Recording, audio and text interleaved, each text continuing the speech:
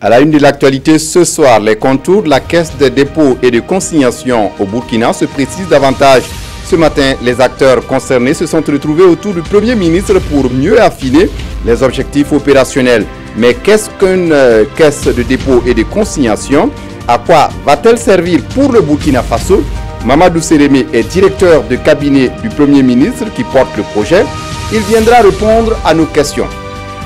Dans le journal également, le Conseil supérieur de la communication et le ministère en charge de la sécurité lancent un programme médias et sécurité pour aider à un meilleur traitement de l'information dans un contexte sécuritaire critique. Concrètement, qu'est-ce que ce programme va apporter dans la diffusion des nouvelles? Faut-il craindre la censure ou la restriction de liberté d'informer sur les questions sécuritaires? On en parle dans cette édition. Dans cette édition également, l'identité de l'auteur de l'attentat perpétré hier soir à Paris est connue. Il est français et s'appelle Karim Chorfi. Il est visé par une enquête antiterroriste. Ce sont là les titres du 20h. Mesdames, Messieurs, bonsoir. Ravi de vous retrouver. Mais d'abord, pour commencer, au carnet d'audience du président du Faso, cette visite de l'Ordre des avocats du Burkina.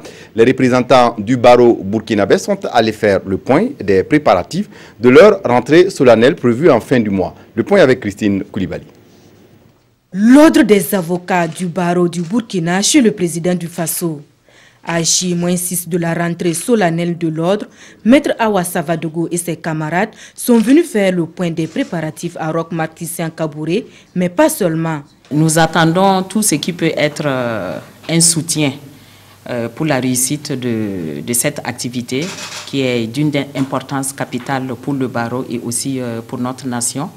Parce qu'il faut dire qu'au cours de cette rentrée, il y a un colloque qui est organisé et qui va traiter d'un thème qui est d'un intérêt national. Donc nous attendons un appui assez conséquent du chef de l'État. Les libertés dans les politiques publiques de sécurité, le rôle de l'avocat, c'est la problématique de cette rentrée. Une institution qui se tient tous les 2 ans. Dans son projet de création d'une caisse des dépôts et de conciliation, le Burkina Faso affine davantage son initiative. Ce matin, autour du Premier ministre Paul Kabatieba, les acteurs concernés se sont retrouvés pour échanger autour de la mise en place de cette caisse, son modèle et les types de dépôts et emplois visés. La synthèse des travaux avec Maïmouna Traoré et Issa Kawidrago. Le Premier ministre présente la caisse des dépôts et consignations du Burkina Faso aux acteurs concernés par le projet, le monde judiciaire, les représentants des institutions financières et ceux des établissements publics de l'État. Pour le Premier ministre, c'est un véritable outil de financement du développement. Ces domaines d'intervention sont les programmes prioritaires et innovants du gouvernement et des collectivités territoriales, les secteurs et les besoins non couverts ou insuffisamment couverts par les mécanismes classiques de financement. Elle est habilitée à recevoir et gérer les consignations administratives et judiciaires et une partie des ressources de placement de la SONAPOS, de la CNSS et de la Carrefour. Les participants à cette rencontre disent adhérer au projet, mais émettent quelques inquiétudes. La caisse de dépôt serait financée par les ressources des institutionnels. Et comme ces dépôts-là sont aujourd'hui au niveau du système bancaire, il va de soi que nous étions inquiets quant à la liquidité et à la stabilité du système financier et du système bancaire. La justice émet des réserves parce que en plus, les assignations et tous les fonds judiciaires là, sont liés à des procédures. Souvent, c'est de l'argent des gens, on a saisi et ça doit suivre le dossier. À tout moment, le juge peut demander de présenter le dossier. Et le Premier ministre de les rassurer. La caisse de dépôt et conciliation n'a pas vocation à perturber la stabilité financière. Elle vient comme un instrument nouveau et un complément.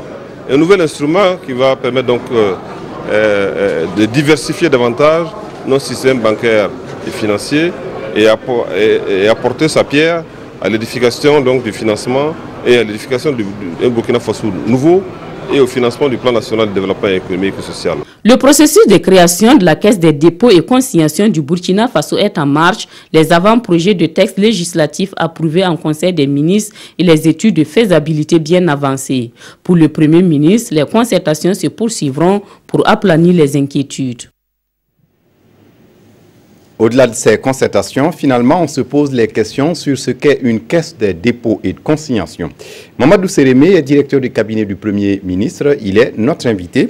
Bonsoir, Monsieur Sérémé. Bonsoir, Monsieur Kindo. Alors, dites-nous simplement, qu'est-ce qu'une caisse de dépôt et de consignation? Merci pour l'occasion que vous nous donnez pour vous donner quelques explications. Une caisse de dépôt et consignation est un établissement financier, mais à statut spécial. Spécial dans le fait que cette caisse s'occupe à des dépôts, c'est-à-dire des ressources particulières, et également cette caisse a pour vocation de financer des projets aussi structurants, donc particuliers pour le développement d'un pays. Et pour le cas du Burkina, quel est son mode d'approvisionnement? Comment ce fonds sera financé? Pour le cas du Burkina, comme d'ailleurs pour le cas des autres caisses, des dépôts et consignations là où ça existe, c'est le même type de ressources qui sont collectées par ces caisses. Il y a d'abord ce qu'on appelle l'épargne populaire. L'épargne populaire, c'est l'épargne qui se trouve actuellement au niveau de la SONAPOS par le biais de la Caisse nationale d'épargne. Il y a également les fonds de retraite, les retraites des fonctionnaires, les retraites des travailleurs privés qui sont également actuellement gérées par la CNSS et la Carrefour. Il y a aussi, à ne pas négliger, tout ce qu'on appelle les consignations, les cautions qui sont soit au Trésor, soit auprès d'autres structures comme des banques, ou également des fonds qui sont détenus par des notaires, et également certains fonds qui sont auprès de certains auxiliaires de la justice, comme les avocats, les greffiers, etc. Voilà un peu ces fonds qu'on appelle en quelque sorte des fonds sacrés qui doivent être protégés par la puissance publique. Oui, mais vous parlez de la Caisse nationale de sécurité sociale, vous parlez de la Carrefour ou de la Poste. Est-ce qu'à la longue, ce n'est pas appauvrir ces structures que de puiser dans leurs fonds? Merci pour cette question. Il convient de dire que la Caisse des dépôts et consignations ne va appauvrir aucune caisse. Au contraire, ça va même les arranger. Actuellement, ces fonds de retraite ou ces caisses de retraite déposent leur argent au niveau du système bancaire, qui les fructifie et qui leur donne une partie des intérêts. Donc, tout ce qui change, c'est ce lieu de dépôt.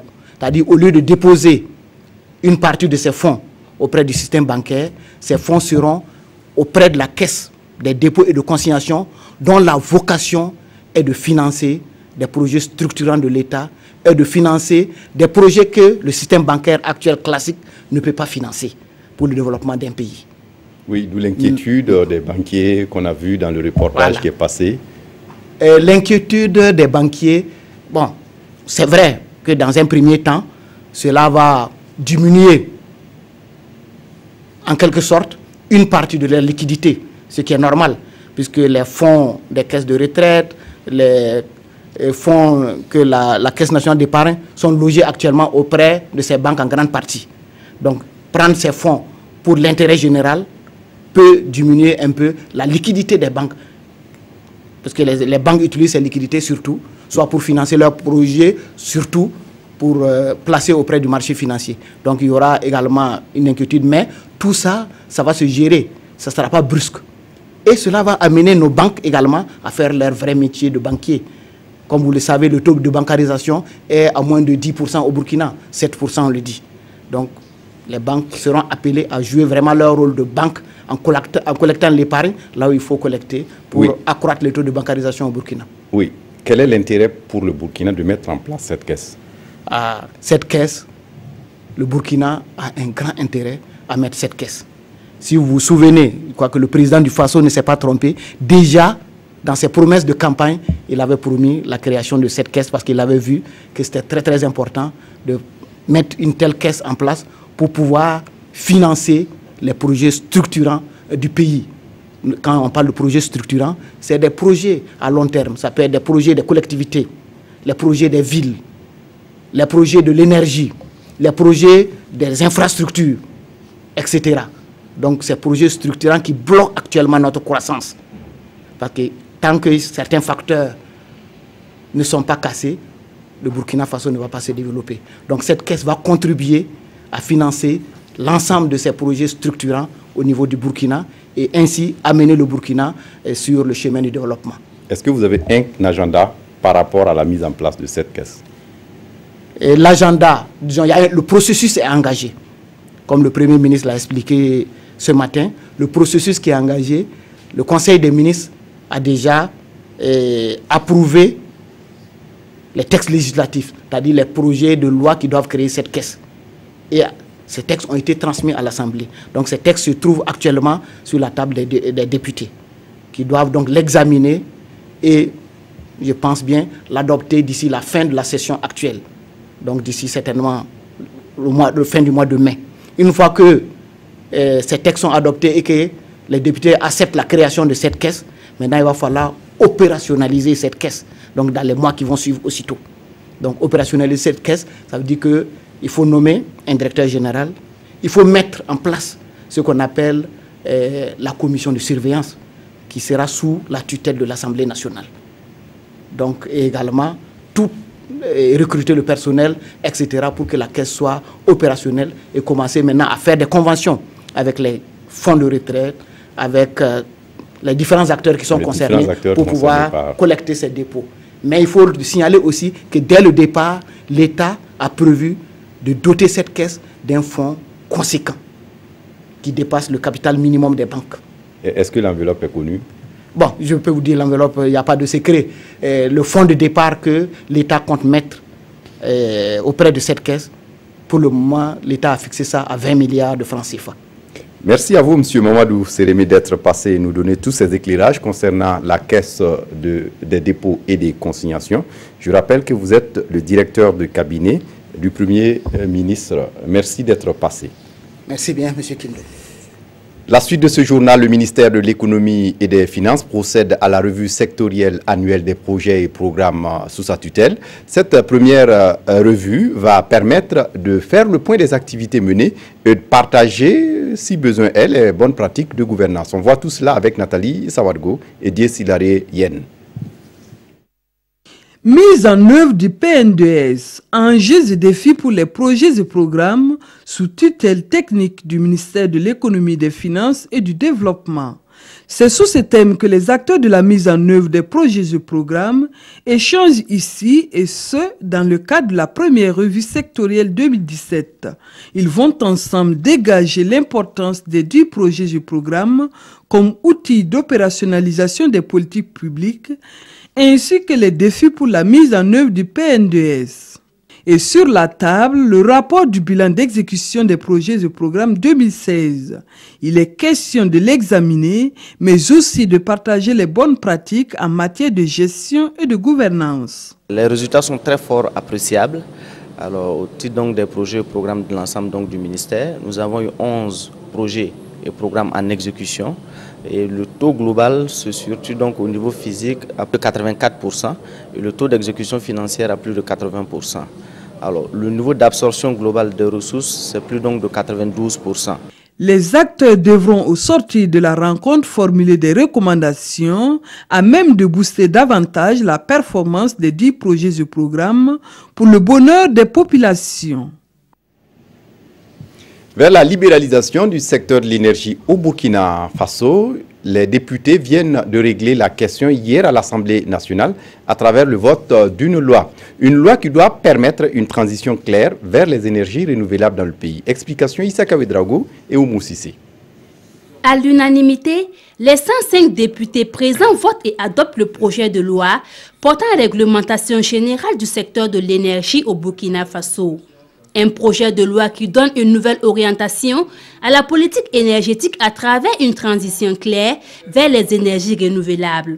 Le Burkina Faso se caractérise par une forte dépendance des sources d'énergie d'origine fossile. Dans le projet de loi que nous avons dit que ça couvre l'ensemble du secteur en dehors des hydrocarbures d'origine fossile, c'est-à-dire en dehors des hydrocarbures que nous importons. Ce qui veut dire que cette loi réglemente le secteur de l'énergie dans l'ensemble de ce qui est produit et organisé du point de vue endogène. Cet avant-projet de loi comprend 122 articles répartis en 8 titres. Il propose plusieurs innovations.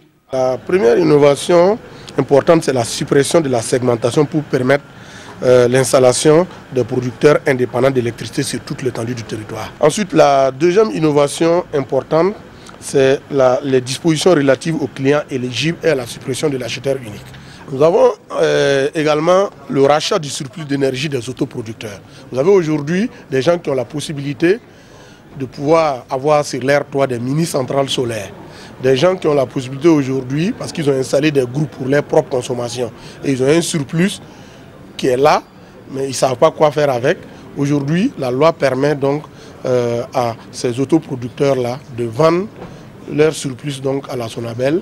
Des dispositions liées à la régulation et aux infractions et le monopole du réseau de transport réservé à la Sonabel sont d'autres innovations contenues dans ce projet de loi. Et pour l'atteinte du taux de couverture énergétique de 80% d'ici à l'horizon 2020, des centrales seront installées dans les 13 régions du Burkina. La solidarité du gouvernement burkinabé avec les populations déplacées de la province du Soum suite aux attaques terroristes qu'a subi cette province. Le CONASUR, le Conseil de secours d'urgence et de réhabilitation, est allé offrir des vivres, du matériel d'hygiène et de survie d'une valeur de plus de 20 millions de francs CFA à ces populations. Sekou Zongo Adori a été témoin de la remise, compte rendu. Des vivres et du matériel de survie. C'est en substance le soutien qu'apporte le gouvernement burkinabé aux populations déplacées de la province du Soum.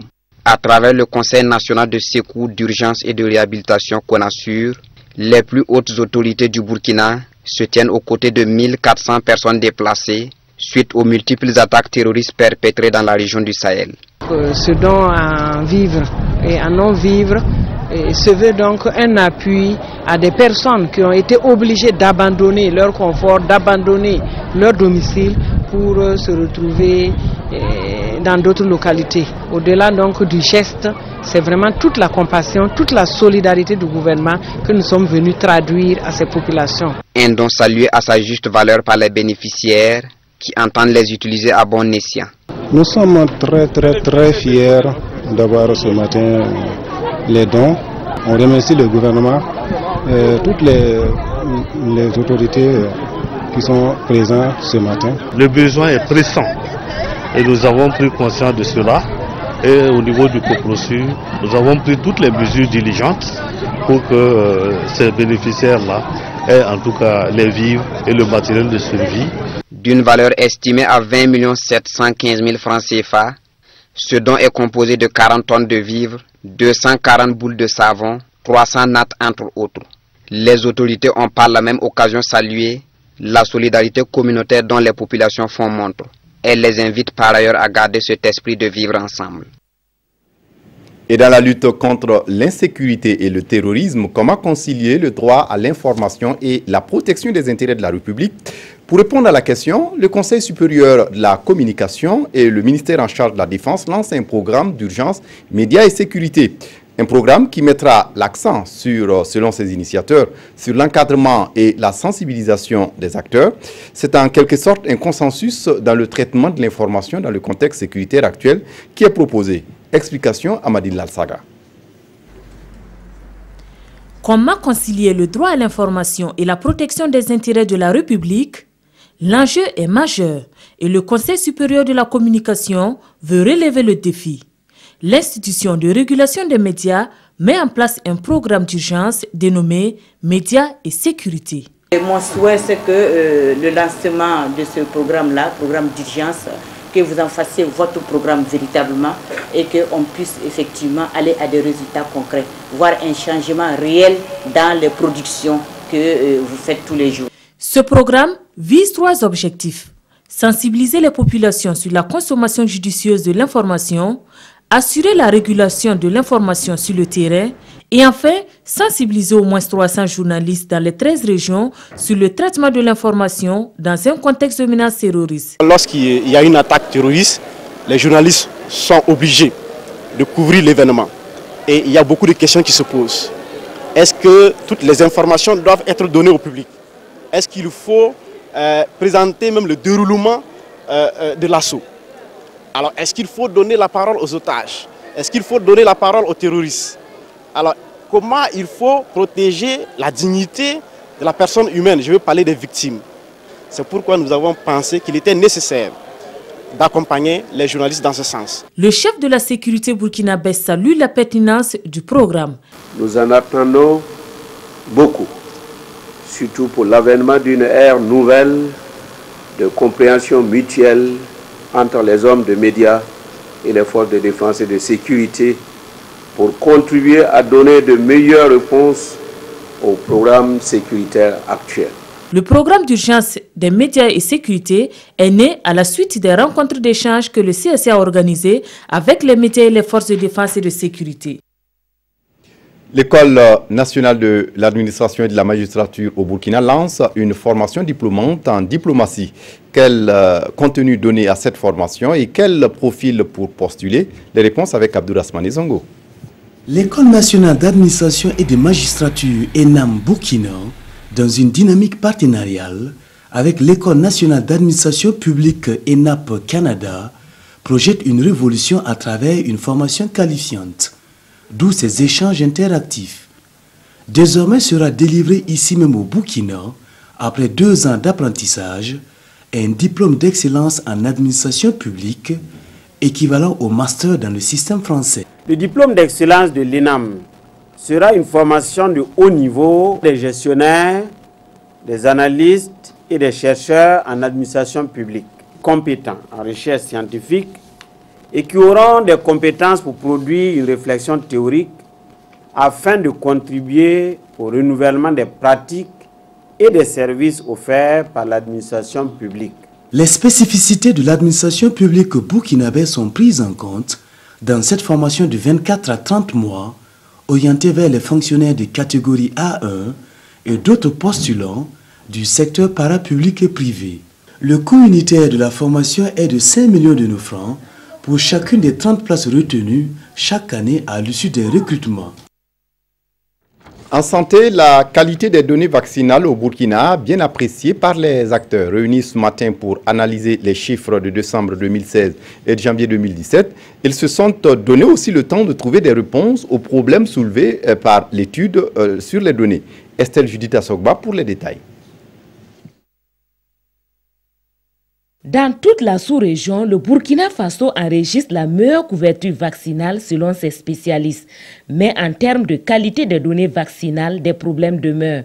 Et l'enquête menée dans 10 districts sanitaires du pays révèle principalement 2 groupes de problèmes. Le premier est lié au comportement et aux pratiques du personnel de santé dans leur organisation et leurs actions au quotidien. Le second lié aux outils, aux chiffres et au support de vaccination. L'enfant qui doit recevoir 2 vaccins concomitamment en même temps. Je prends par exemple le cas de la première dose de la rougeole et de la rubéole qui s'administre en même temps que le vaccin anti-amarine. Il peut y avoir les données qui sont rapportées que oui, il est à jour pour un des vaccins et puis il n'est pas à jour pour l'autre. Ça ne se comprend pas. Il s'agit que l'agent de santé a fait son travail de vaccination, mais il ne l'a pas reporté dans le registre. Si bien que quand vous allez enquêter dans la communauté, vous trouvez l'enfant avec sa carte de vaccination ou son carnet de santé qui est à jour, mais vous allez au niveau de la formation sanitaire, vous ne retrouvez plus ces données-là. Il s'agit ici de partager, de discuter ces résultats avec les acteurs de vaccination et surtout d'envisager des solutions appropriées. Les données sont essentielles à la réussite des activités, des stratégies du ministère de la Santé. Plus elles sont correctes, mieux les stratégies sont élaborées et bien sûr il y a un impact financier derrière. Des actions correctives avec un plan de mise en œuvre qui seront proposés devront contribuer à l'amélioration de la fiabilité des données dans le programme élargi de vaccination de routine au Burkina Faso. En culture, des journées culturelles du Burkina Faso au Mali, c'est du 20 au 23 avril. En territoire malien, la première étape est celle de Ségou. Ce 20 avril, les autorités culturelles burkinabées ont rencontré les Burkinabés vivant à Ségou. Les échanges ont porté sur l'identité culturelle. Mireille Carole Tougma était du voyage. Ségou, deuxième ville du Mali. Aux abords du fleuve Niger, des autorités de la culture du Burkina Faso en plein échange avec la diaspora malienne de Ségou. Nous sommes aux journées culturelles du Burkina, dans le pays de Soutiata Keïta. Pour cette première édition organisée par les deux pays, le défi porte sur la valorisation du patrimoine culturel burkinabé. Aujourd'hui, quand nous parlons du Burkina, nous parlons du Burkinabé à l'extérieur. C'est quoi? C'est son identité. L'identité, c'est quoi? Ce sont ses danses, ses musiques, effectivement. En tout cas, tout ce qu'il peut montrer à l'extérieur comme étant effectivement un Burkinabé fier de l'être. Nous leur demandons de s'intéresser aussi à ce qui se fait à l'intérieur parce que la Semaine nationale de la culture qui arrive en 2018, nous voulons voir des troupes de la diaspora malienne à la SNC. C'est le souhait également de la diaspora à... La contribution de la diaspora burkinabé serait de développer la culture mixte Burkina-Mali et de l'amener au Burkina Faso lors des festivités comme Siao, lors des journées culturelles organisées au Burkina Faso. Dans ce élan culturel, un marché des arts burkinabés est ouvert pour cette journée à Ségou. Une occasion d'apprécier des objets, symboles de l'identité culturelle burkinabé. Et puis satisfait pour les organisateurs de Danfani Fashion Week, le salon du design et du textile africain tenu à Ouagadougou en fin mars dernier. Face à la presse ce matin, les organisateurs ont exposé les retombées de cette manifestation pour la filière textile. Dramandadia. L'heure est au bilan à Danfani Fashion Week. À cette conférence de presse, les acteurs rappellent les activités majeures de la deuxième édition. Le bilan est satisfaisant, même s'ils insistent sur les aspects formation des professionnels du textile. Pour design et créativité, on avait 69 participants. En tissage, on avait 16, parce que ça, c'est les postes de travail. Donc si vous en prenez plus, ils vont faire de la rotation, ils ne vont pas apprendre grand chose. On avait 10 métiers à tisser, on avait 16, c'était bon. En teinture, on avait 29, attendu c'était 25, on avait 29, mais ça s'est très bien passé. Et dans l'ensemble, ça c'est puisqu'on fait une évaluation à la fin des formations, la plupart, presque de façon unanime, ceux qui ont pris part étaient satisfaits. C'est de montrer aussi qu'à travers ces vêtements qu'on fait, c'est culturel. Donc c'est tout ça qui fait partie de l'enseignement dans le design. Et ça permet aussi aux créateurs venus d'ailleurs de comprendre qu'au Burkina Faso, on a des talentueux. Et ça permet à la jeunesse aussi burkinabé montante qui était là, qui ont assisté à mon intervention, de dire voilà, ils ont des grands frères au moins qui sont là.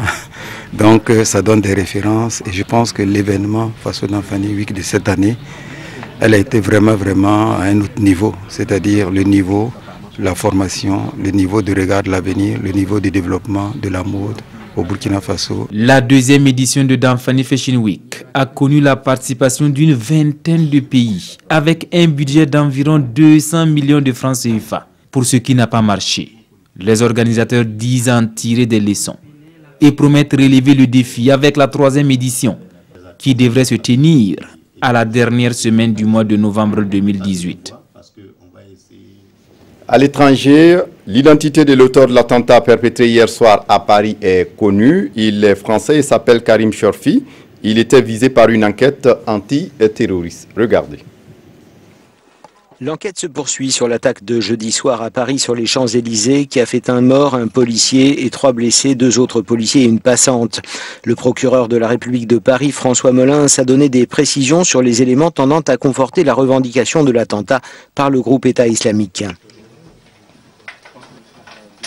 Un morceau de papier découvert à proximité du corps de Karim Chorfi et vraisemblablement tombé de sa poche supportait un message manuscrit défendant la cause de Daesh. Par ailleurs, plusieurs autres morceaux de papier ont été retrouvés entre les 2 sièges du véhicule. Ils supportaient les adresses de plusieurs services de police. Ces éléments correspondent pour partie au profil du personnage tel que l'a décrit François Molins, un délinquant de droit commun obsédé par une haine de la police, mais pas avec un homme ne présentant aucun signe de radicalisation et selon ce voisin du meurtrier, il n'était pas religieux. Non, il n'y a pas de pratique, moi je vous dis franchement, il buvait, il fumait, non, c'est pas vrai. Aucune pratique, hein. Moi j'ai jamais vu pratiquer lui. Karim Cherfi aura passé près de 14 années en prison, notamment pour des tentatives de meurtre sur des policiers. Il était en liberté conditionnelle. Début 2017, il était parti en Algérie pour se marier, avait-il expliqué le 7 avril dernier au juge d'application des peines. Et puis on referme ce journal avec la revue de presse des quotidiens de ce vendredi, revue de presse présentée par Aimé Solange Guigma.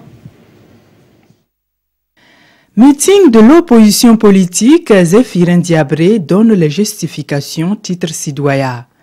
C'est un exercice banal qui empêche le pouvoir de dormir, précise-t-il dans le pays. Un avertissement à peu de frais au MPP, indique-t-il dans Aujourd'hui au Faso. Il ne vise à renverser qui que ce soit, insiste-t-il dans l'Express du Faso. Pour ce qui est du procès du dernier gouvernement de Blaise Compaoré, annoncé pour se tenir le 27 avril 2017, soit 2 jours avant le meeting, Zef affirme dans l'Observateur Palga que c'est une façon de freiner leur élan. Un meeting perçu d'ailleurs par un militant du MPP dans le pays comme un jouet d'ambition stérile et jugé inopportun dans Aujourd'hui au Faso. L'opposition prépare donc un suicide collectif, dit-il dans Sidoya. Et au passage, sachez que la radio rurale émet de nouveau, indique le journal de tous les Burkinabés, et ce après 5 ans de silence, précise l'Observateur Palga. À lire également dans les quotidiens le procès du correspondant de RFI en langue Hausa Ahmed Abba au Cameroun. Il risque la prison à perpétuité, indique Aujourd'hui au Faso. La justice militaire l'a déclaré coupable de non-dénonciation de terrorisme et blanchiment du produit d'un acte terroriste. Les juges se prononceront lundi prochain, poursuit ce journal. Mais au moins, relève l'Observateur Palga, il sauve sa tête. C'est tout pour ce journal. Merci de votre attention. Très bonne suite de programme sur la RTB. Au revoir.